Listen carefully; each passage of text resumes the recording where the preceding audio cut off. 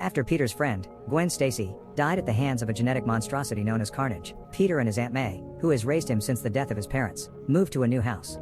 Peter became much more cautious in his relationship with MJ. So, when, on a casual mall outing with MJ, Peter is attacked by a man in a scorpion suit, with destructive powers to match, so Peter makes sure MJ gets out safely. The fight with the scorpion ends with Spider-Man unmasking the villain, only to discover that the scorpion is, impossibly, Peter Parker, or at least an identical twin.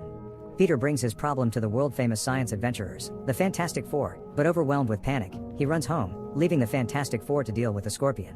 When Peter gets home, he is shocked to hear that MJ has been kidnapped right from her bedroom.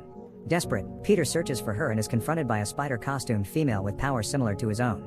In his panic over MJ's disappearance, Peter attacks her but is defeated. Meanwhile, MJ wakes up trapped inside an abandoned Oscorp laboratory, held captive by another version of Peter, one who is horribly scarred and tattered.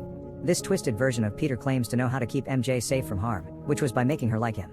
Back in the real world, Peter regains consciousness and heads to his old house, thinking he saw MJ moving on the porch. When he confronts the girl, he realizes it isn't MJ, but Gwen Stacy, back from the dead. As confused as Peter is, the two try to make sense of the situation, only to be caught by Aunt May, who is completely freaked out by the reappearance of a girl she last saw dead in her own backyard. Peter has no choice but to reveal himself as Spider-Man to Aunt May. In shock, May tells Peter to take Gwen and leave her house immediately.